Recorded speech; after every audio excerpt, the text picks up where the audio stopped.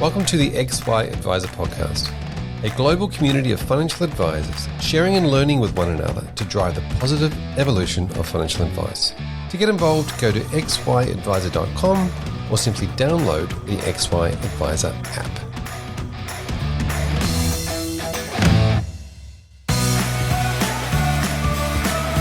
This series is brought to you by Hub24, Australia's leading provider of integrated platform, technology and data solutions to the wealth industry. By working with licensees and advisors, Hub24 is delivering innovative solutions and service excellence that enables you to do business your way, creating efficiencies for your business and value for your clients. These are just some of the reasons why advisors have rated Hub24 number one for overall satisfaction and best managed portfolio functionality 6 years running, empowering better financial futures together. Find out more at hub24.com.au.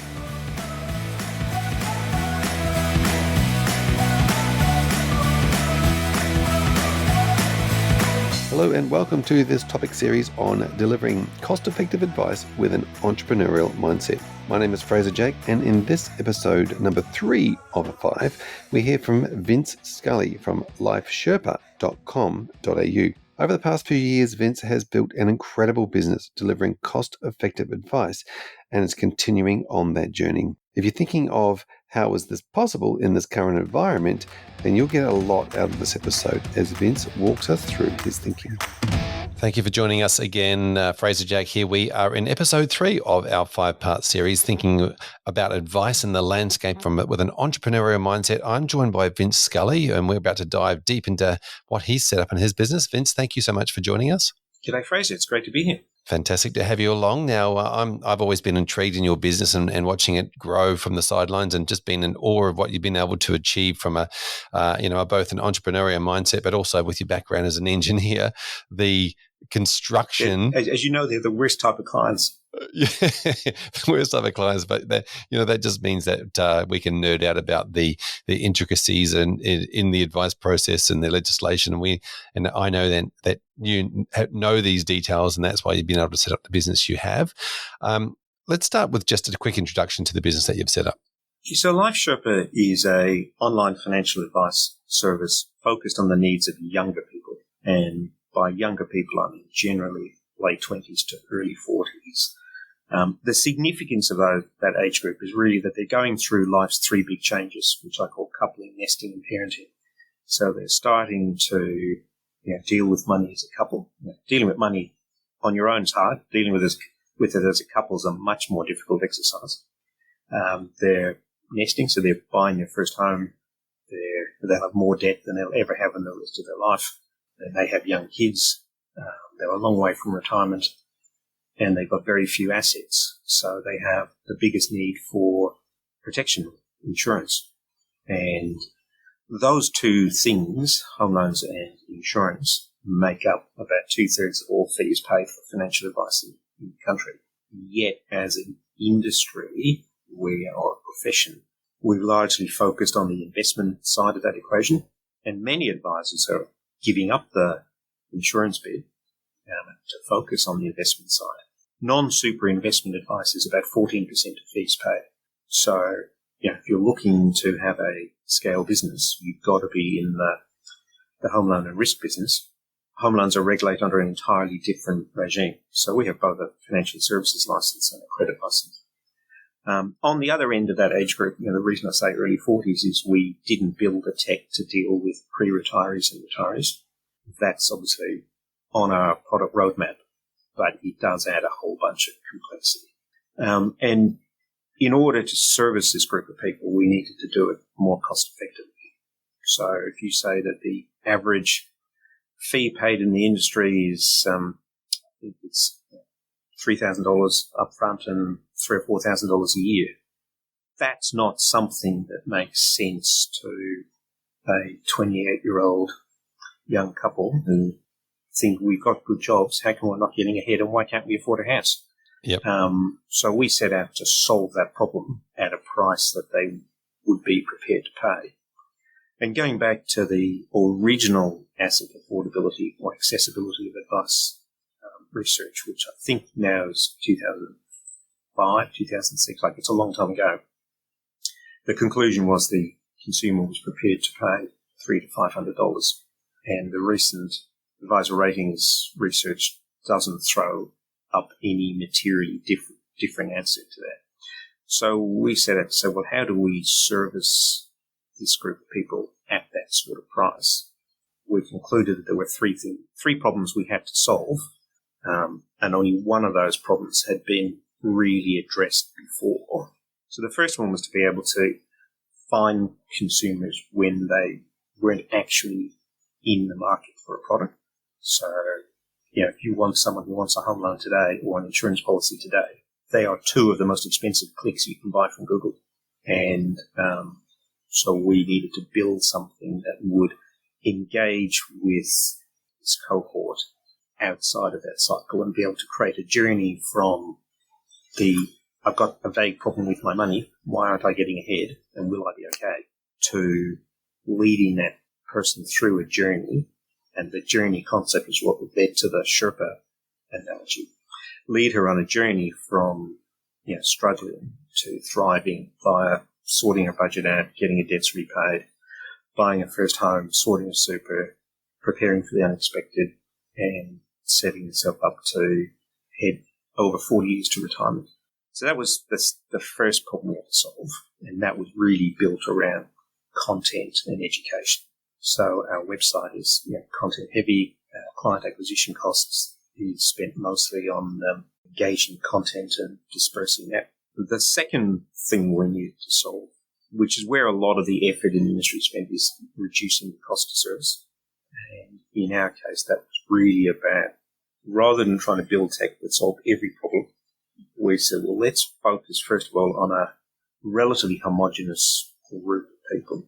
So if you've got a self-managed super fund, you're not a Life Sherpa customer. If you've got a family trust, you're not a Life Sherpa customer. If you're retired, you're not a Life Sherpa customer. If you run an incorporated business, you're not a Life Sherpa customer. And so by focusing on largely PAYG, average or above average incomes, few assets, you actually can create technology that solves most of that problem. So what you do is you do all the research up front and says, well, if you're in this box, this is the answer. And so the advice process then becomes a question of working out which box this person fits in. And there could be thousands of these boxes, but the answer is you solve for the answer first, and now you just have to work out which box they're in. And more importantly, lead them through that journey. And that's the third limit that we had to solve, was making sure that the advisor-client meeting, because you can't deliver holistic advice without a real human. You can solve portfolio allocation and management, which is what's traditionally referred to as robo-advice, but you can't solve the human problem without human advice. So what we needed to do was to make sure that we kept the expensive bit, the real human advisor, for the bits where they were adding real value, and let the machine prepare the advisor and the client for that meeting. So the client, or member in our case, comes to that meeting problem aware and solution aware. So they know they're trying to, for example, prepare for unexpected illness or accident. They know the answer to that is some form of risk product. They understand broadly what income protection is, broadly what TPD is, broadly what life is. And the advisor's job then is to guide them through the process of confirming how much they need, who they should buy it from, and why it matters, and why that's the right answer for them. And the same goes with investment advice or super advice, that one of our measures of success is that the client understands why it's the right answer. They don't have to know the intricate detail, but they do have to understand why they're doing what they're doing. If you liken it back to your car analogy, that if you're going to go camping on the weekend, you probably need a four-wheel drive and you probably need a diesel. You don't have to understand how a diesel engine works to know that it's the right answer, but you have to know what it does for you that makes it the right answer. So if any of our clients have to resort to my advisor put me into this explanation, we failed in our job.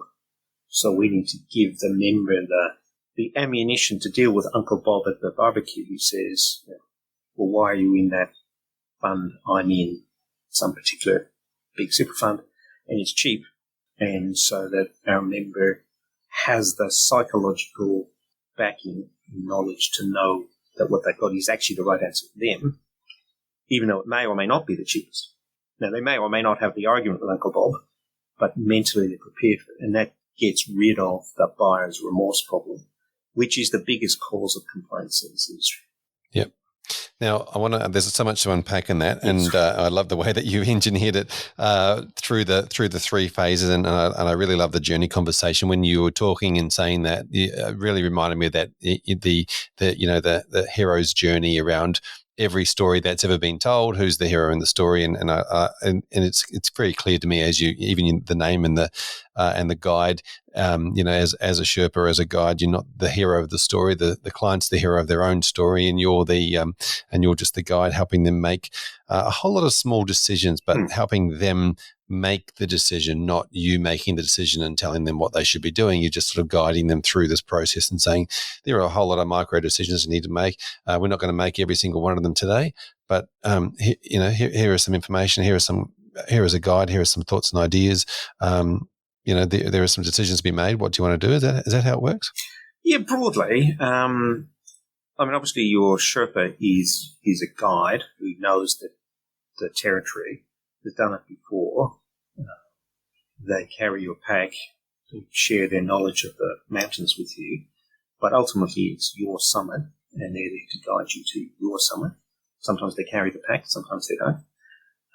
But ultimately it's your summit, and we're there to help you work out what climb you want to do and to get you there and back safely.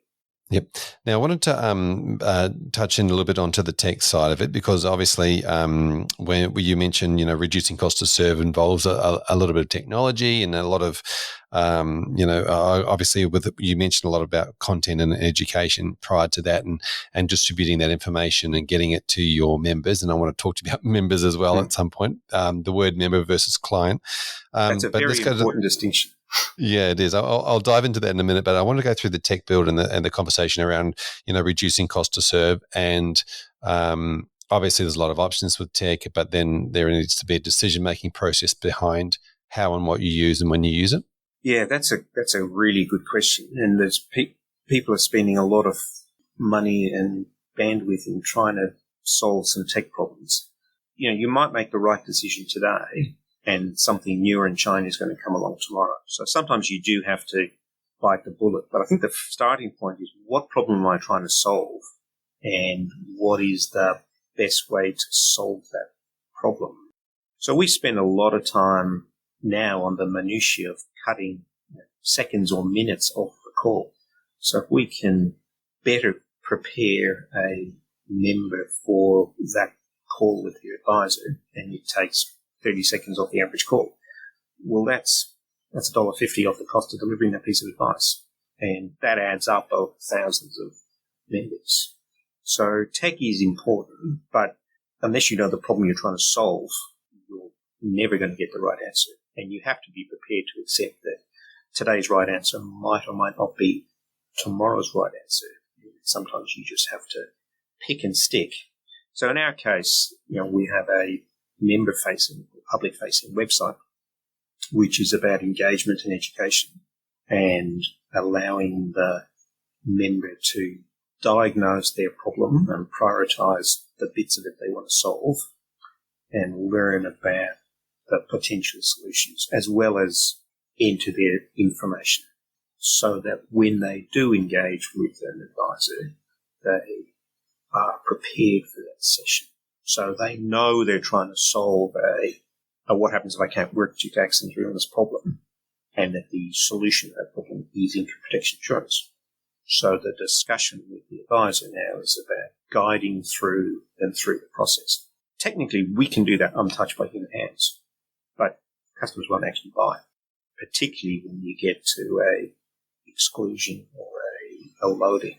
That's a huge turn-off as a consumer experience. So the human advisor really is about explaining why that does or doesn't matter, and whether they should or should not buy, notwithstanding that. Yep. So from a tech perspective, that website is fully custom built.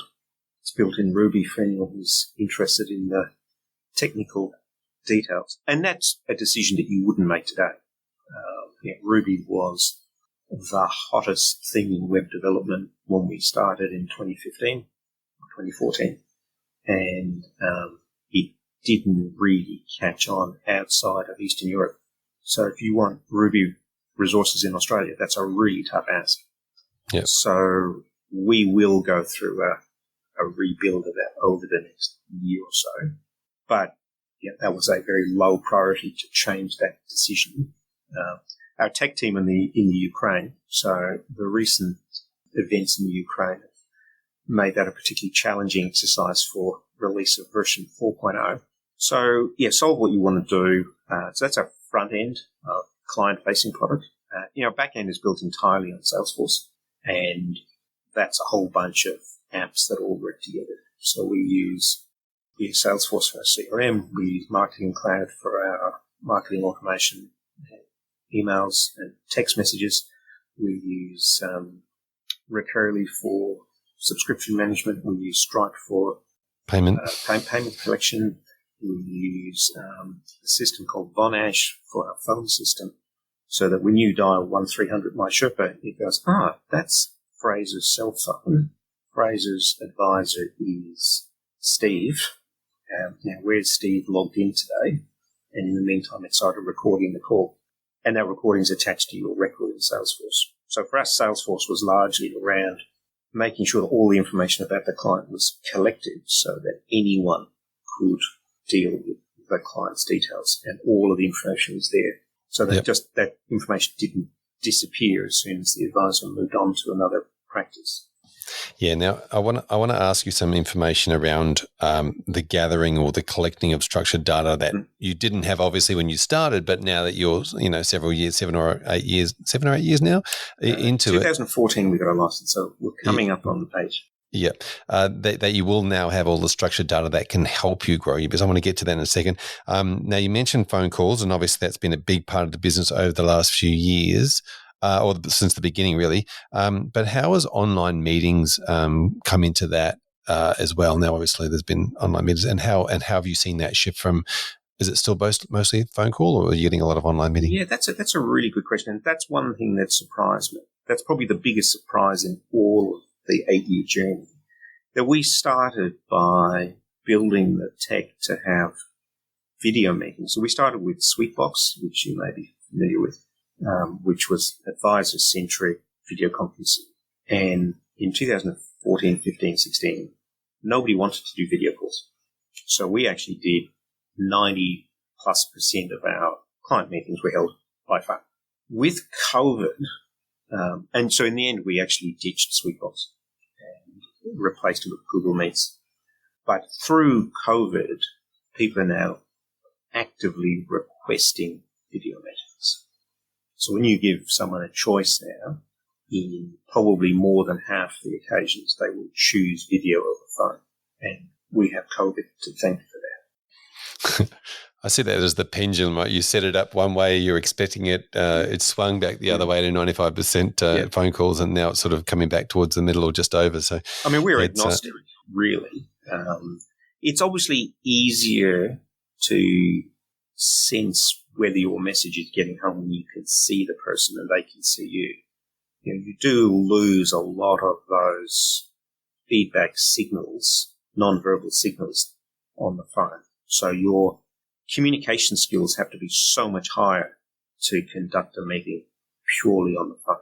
And we've obviously spent a lot of time on training and processes to meet that. When you can actually see the quizzical look on a client on the video conference, you get a lot more feedback as to how they're feeling and how they're receiving the message. So I'm a big fan of video conference, but it's taken a pandemic to convince people. Yeah, it's because that's what it's all about. It's about what consumers are after. Tell me a little bit more about with the video calls you mentioned. You use Google Meets now, and with hearing impaired people or people that wouldn't be very good on the phone. Yeah, we've got a number of members who are hearing impaired, and they are quite happy to have a two-way dialogue using video conferencing. So Google Meet produces real-time subtitles or captions, which are really accurate. And you can see it going back and recreating early parts of your sentence when it works out what you've said in the rest of the sentence. And then some can verbalize, others can't really. And they're happy to type backwards, but they're very good at it. And Google Meets just changed the game in that context. You could not do what we do with these group of clients without that sort of technology. Yep. Yeah, it is certainly. There's been, and in a lot of that scenarios, it's not like you've created Google Meets. It's a product that's already existing, and that all you're doing is utilizing it in the business. Yeah, and it's a couple of dollars per user per month. Yeah, that's such a change. I was telling one of the BDMs, one of the fund BDMs over coffee the other day, they're a tech fund, so we were talking about technical changes in my career. In 1983, a 1 megabit per second dedicated line in the UK cost £100,000 a year.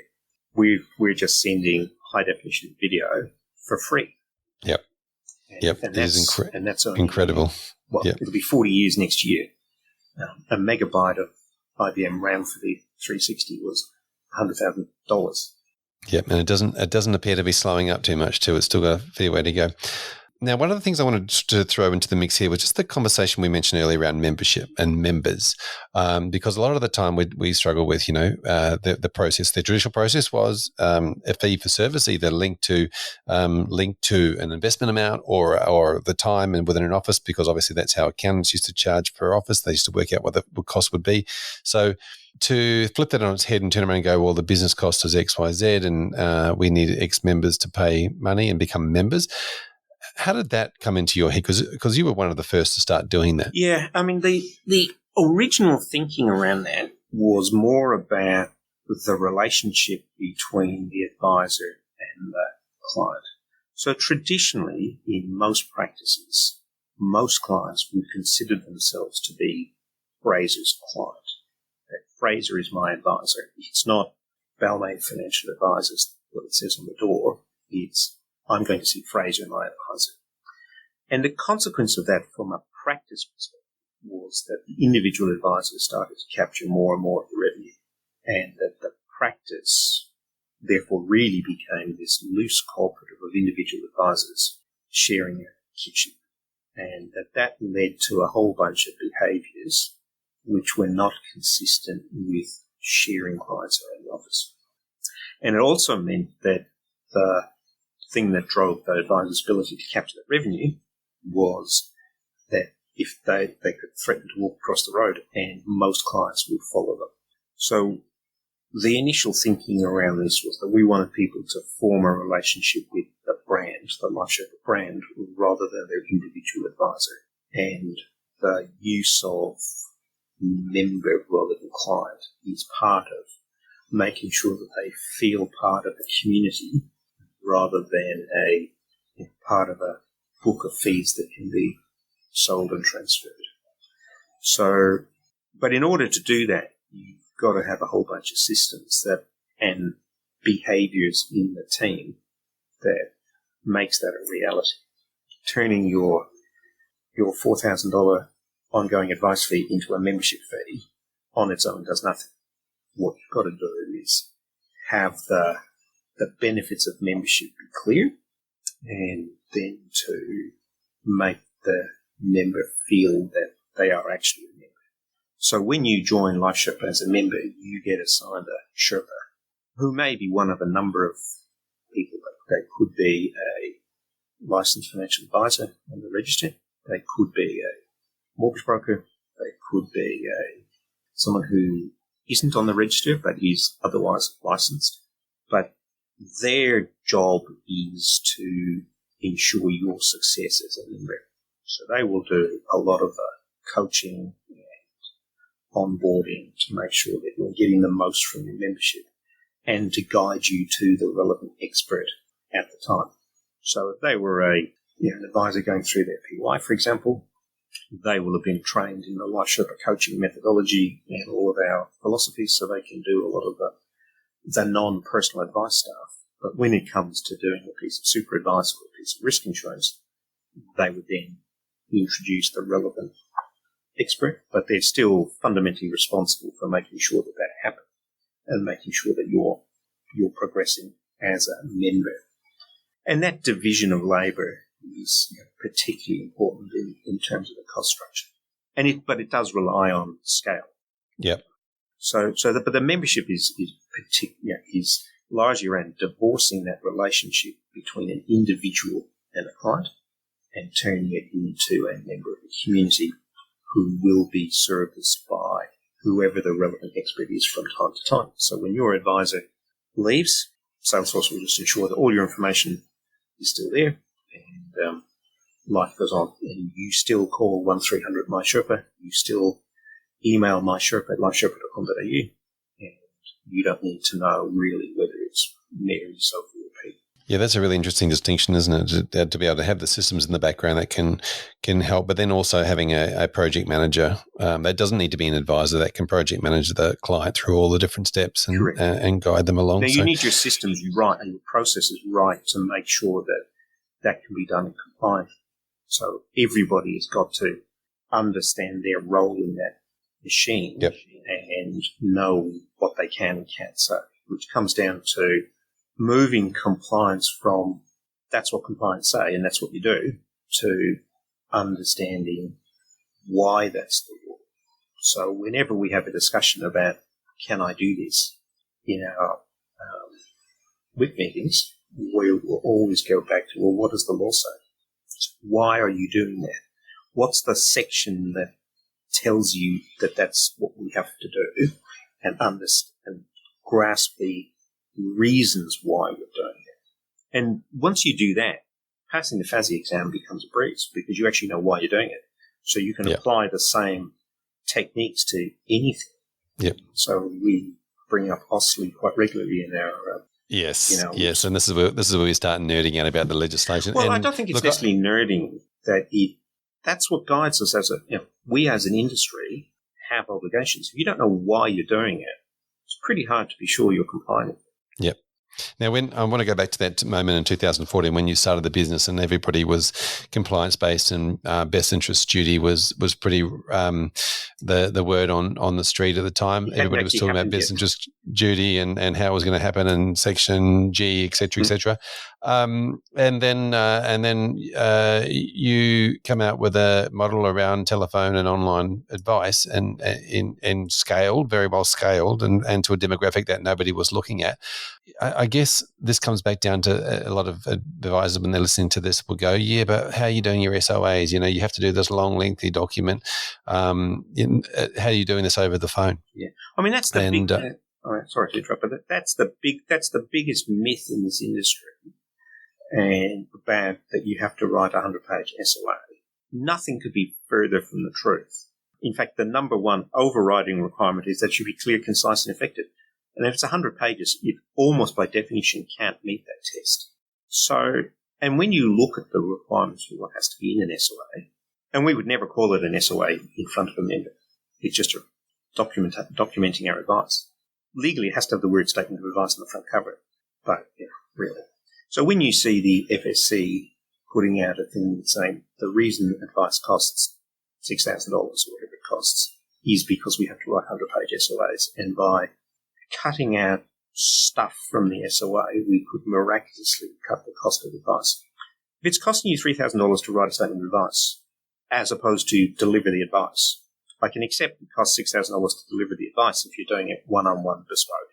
But if it's costing you $3,000 to write a report, you've got a serious system problem, and it doesn't need to be 100 pages. One of the ways that we addressed that was by doing everything as single topics. So if someone gets a piece of super advice, and also does a risk piece of advice at the same time, they will actually get 2 statements of advice from us. And that's because that's a much more straightforward way of documenting it and automating the documentation. That if you try to automate a complete holistic piece of advice that deals with every possible combination, you're creating a monster and it will never work. And I think that's probably the biggest tech mistake we've made as an industry, is trying to solve for everything at once. There's an old saying in the law that says hard cases make for bad law.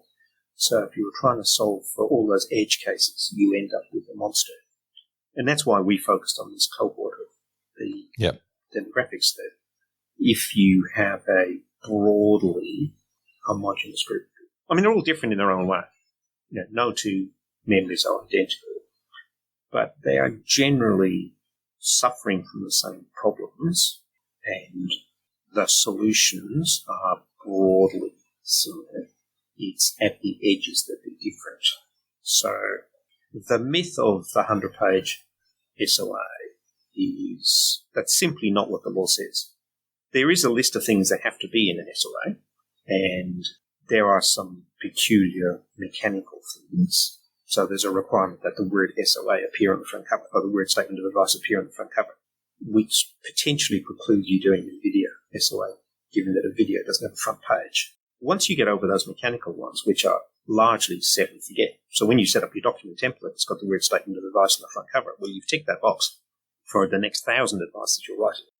Yes, I love the subject, Vince, on the video SOA. I think we have solved for that. I'll have to talk to you about it offline, but it's there's definitely an idea that the words SOA must appear on or be near the beginning. It actually uses the word front page, which is interesting, because I'm sure that, the law's not supposed to be, it is supposed to be tech agnostic.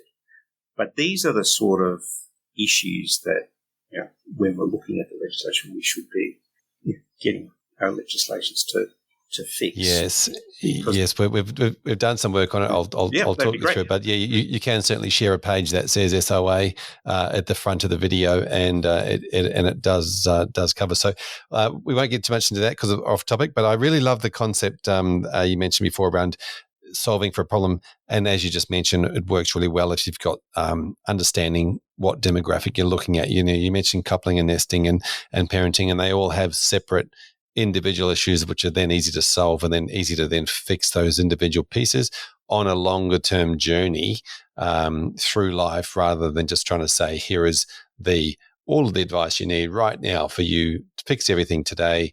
We're going to do the whole lot, and it's going to take days and weeks and months and hundreds of pages. Get decision fatigue. And you can see that in home loans with the number of people who go 50% fixed, 50% variable, because it's the last decision they make. And a lot of bank home loan people and even brokers will go, it appears that this is the line of least resistance. Hey, have a bet each way. It's a non-decision, so it takes away that one decision. Sit on the fence. In most cases, it'll give you the worst of both worlds rather than the best of both worlds. But it's an easy decision to make. So if you chop up the advice into digestible chunks, but deliver them within a holistic framework, you really do get the best of both worlds. And the client doesn't have decision fatigue. Yep. So Vince, one of the things I've always loved following the journey that you've been on, and it's obviously has been a journey for the business as well. Tell us about where the business has got to now and what the plans are for the future. Yeah, so today we will do about 12 million in revenue this year, and that's doubled every year for the last 5. So we've clearly demonstrated that there is a product market fit, and we are progressing, and that we could keep doing that. The two big changes coming in the next few months right now. So first one is we've launched our corporate offering. So for $399, an employer can give their employees all-you-can-eat financial advice. That's $399 per employee per year, which is 15th to a 20th of the average cost in the industry. So that's a bit of a game changer for us, and I hope the industry. That's true personal advice across home loans, insurance, super investment, with no more to pay from the individual employee. And then the other change, which is coming in the next few months, is that we are moving more to an all-you-can-eat style offering. So as you may or may not know, our traditional model's been we charge $150 a year. You could buy a course, you could buy a book, you could sign up for a paid webinar, you could buy some super advice, you could buy some investment advice, you could do your homework. So we had a menu of services that you could choose from. We are now rolling, and the theory behind that was that it was clear, it's transparent, people could buy what they wanted when they wanted. As it's turned out, that adds a bit of complexity, both from a back office perspective and from a client decision perspective. So we're turning that into a single price of $549 a year, which would include your ongoing portfolio management and everything else that you buy, apart from upfront advice on super or investment. So that's a bit of a game changer, I think. And again, it reinforces our position as Australia's most affordable financial advice destination. Yeah, well, certainly does. And it's certainly still a fraction of the cost of a lot of advice practices and how they price at the moment. So, Vince, thank you so much for coming and chatting us today about the business and the model and the technology behind it. Really appreciate your input and being involved in the series. Always a pleasure, Fraser. Thank you. Now, if someone wanted to continue the conversation with you, what's the best way for them to find you or reach out to you? We're at lifesherpa.com.au, and I'm on LinkedIn and as Vince Scully, and we are on Facebook at My Life Sherpa, as we are on Instagram, LifeSherpa_AU at Twitter. Wonderful. Thanks very much, Vince. Appreciate it. Pleasure.